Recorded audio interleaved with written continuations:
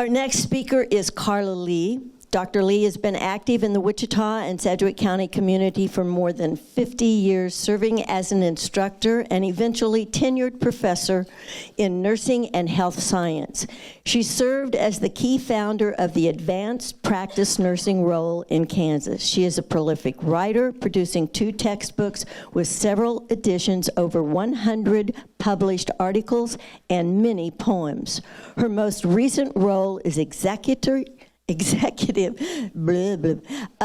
director of La Familia Senior Community Center, which provides meals for seniors and community activities.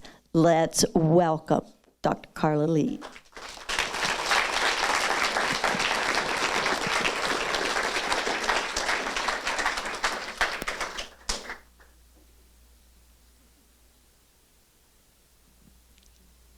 Of course.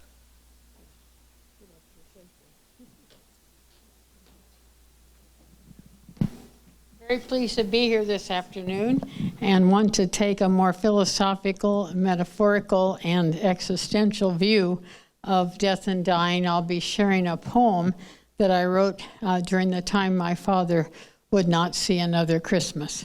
Life is a journey, and I want to make a comparison to sunflowers and light, and finding light in the light and finding light in the darkness.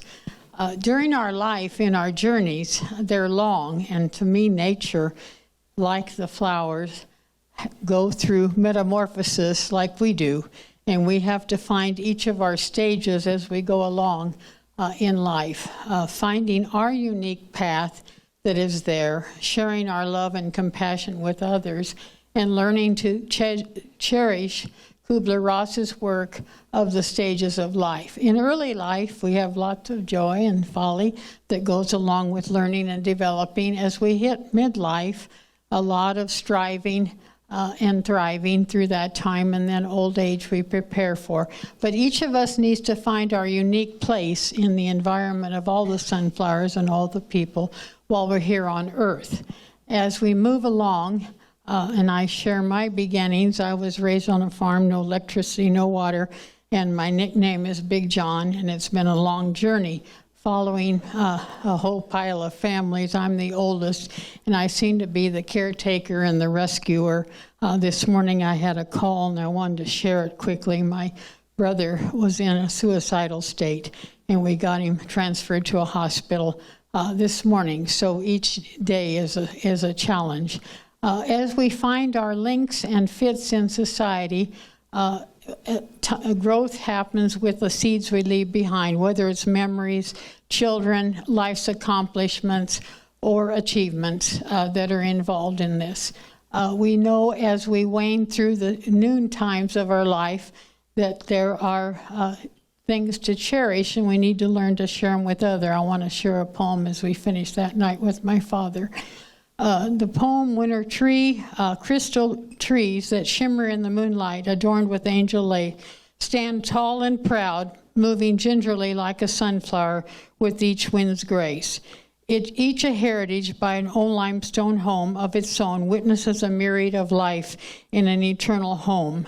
Trees sprouted by chance or plan, in the spring will flutter with happy dance.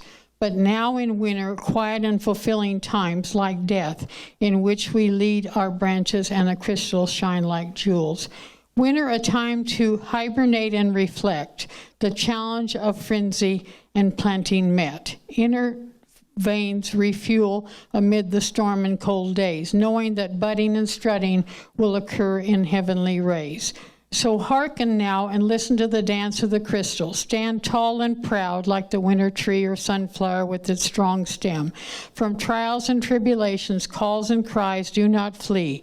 Be firm and diligent against the cold and stark realities of the winter world. Do not heed or bend to the message of the lure, for each of us knows the tiny acorn or the sunflower seed, nurtured and warned, protected from the weed, emerges to be a graceful, stately, and mighty tree. Each person, too, meant to dance and shimmer in the unique and free. Oftentimes we're in the midlife before we head for aging, and the sunflower following now the moon, still a light in the darkness. We find reason for our purpose in living in life. And as this process follows through, we'll go on to the next slide. This was the mighty tree with the poem with my father. He had suffered with cancer for 25 years, and I knew he wouldn't see another Christmas. The farm we still have, and the limestone house we still have, and I still farm. I'm 80 years old, and so have been busy trying to keep a legacy for that family. We're Bohemians from Czechoslovakia. As the life wanes away, the moon here, and we enter for our waning years, finding love and compassion, and the model that I showed that we've worked to published it, ethics at the bottom, but looking for sharing our memories with those that are left behind. Now, people shared pictures, stories, acknowledging the challenge that one has endured, learning to ask for forgiveness if need be, and the regrets, and hearing the call. My father's last words were, "See you upstairs, Big John."